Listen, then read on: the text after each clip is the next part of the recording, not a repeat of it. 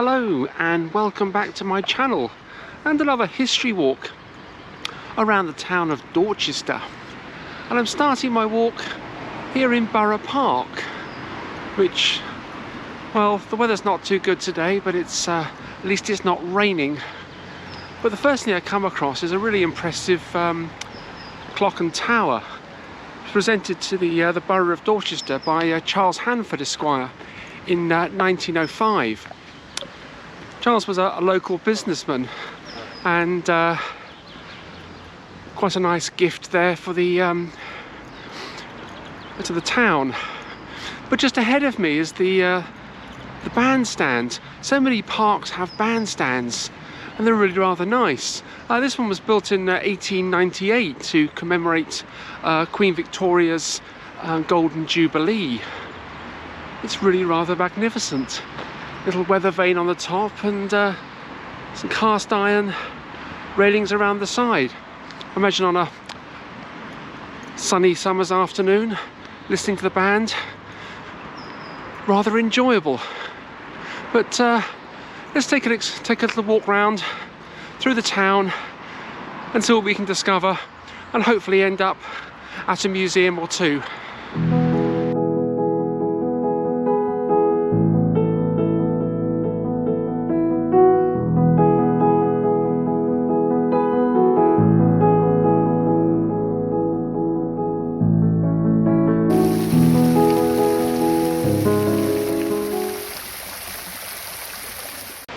It's quite delightful walking through that park. I did like that water feature, little fountain. It's built there in 1896, and a fountain and a bandstand do go together rather well in a town centre park. Those Victorians certainly knew how to design parks. It's really quite nice. But just up ahead of me is a section of Roman wall. The Romans occupied Dorchester for many years. They called it Durnovaria. And just up here is the only surviving section of the town's wall. Dates from around about 300 AD. And the town of Durnovaria had walls on three sides. The River Frome made up the fourth side for protection. Shame they haven't got more of it really, but I guess time and history have taken their toll on the town, and the stone's been used for building materials, which is often the case. So many towns that used to have old walls no longer do. Great shame, but back in throughout history, I guess it was a easy source of building material. Strip down the old walls. But I'm heading down Princess Street now, down towards the site of the old hospital, and back in towards the town centre. Just turned down Summerley Road, down towards the site of the old hospital. It was founded in 1840, and both Sir Frederick Treves and Thomas Hardy provided financial support to the building of the hospital. The actual building was designed by Benjamin Farry, and the front of the hospital now is known as Benjamin Farry House. And the architecture is actually really rather impressive for a hospital, but more like a manor house than a hospital. Really rather interesting. But just ahead of me here is a nice little monument. It actually marks the spot of a Roman aqueduct. The archaeologists have found Roman pipework underneath, and there's possibly a Roman fountain here as well. But it's nice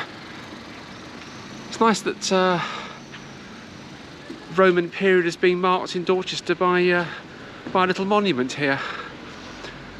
The Romans did so much for so many towns and for their citizens, with delivering fresh water through massive aqueducts and pipework, that they were way ahead of their time when it came to delivering water into their towns.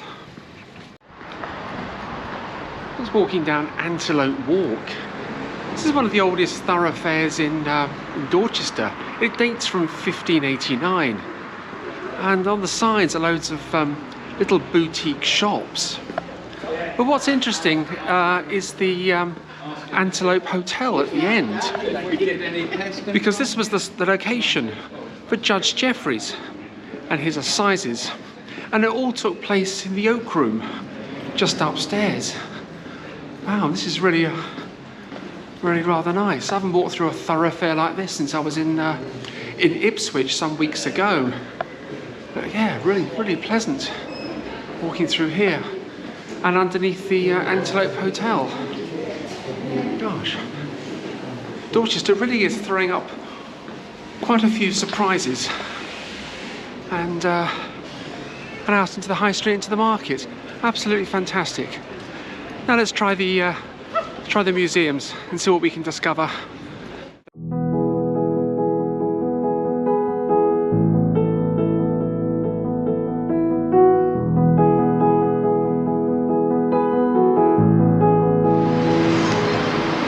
Just up here is the Shire Hall Museum and the old courthouse. This is where the Tolpuddle Martyrs were put on trial, and also Elizabeth Martha Brown. So let's go inside and take a look.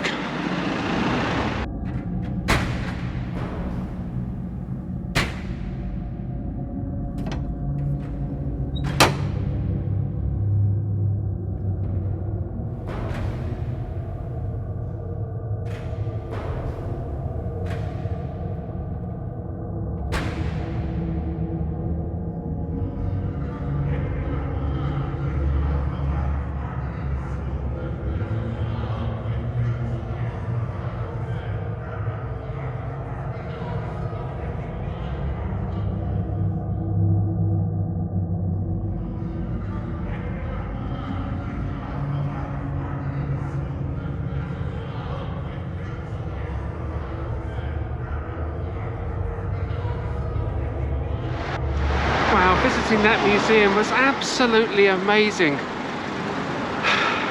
It's just as it was a few hundred years ago.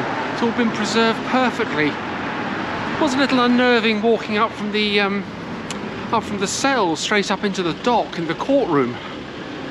Felt as though I'd done something wrong. But to see where the Tolpuddle Martyrs were kept, and to see where Elizabeth Martha Brown was also held, and to read about their stories and others, really is exciting. I must try and find more museums like that on my travels. But there's another museum just up here, and it's called the Keep, and this one's a military museum. Wow, this museum certainly looks impressive. It was built in between 1877 and 1881 as a military barracks, but it looks like a medieval keep. Wow, this is quite impressive indeed.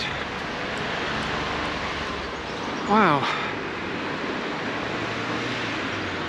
Looking at the outside, you can sort of imagine how medieval keeps might have looked when they were built. This really is impressive. Let's take a look inside and see what we can discover.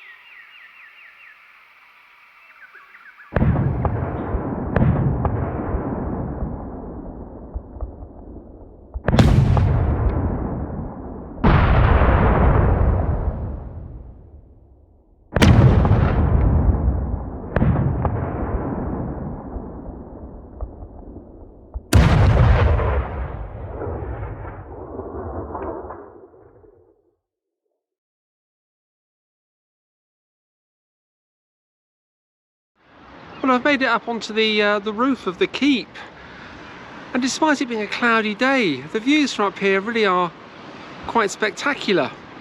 But the museum itself is absolutely amazing. I haven't seen a military museum on this size and scale since I was in Dorchester in Luxembourg last year. And they've got one or two dioramas in here as well, which are really terrific. The detail on them is so realistic, especially the World War I trench scene. Really is incredible walking through there, listening to the sound effects and the ambience of being in a World War I trench. But it's up here on top of the Keep Museum as I end this video.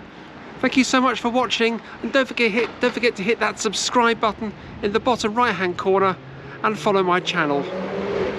So I'll see you next time for another adventure somewhere else.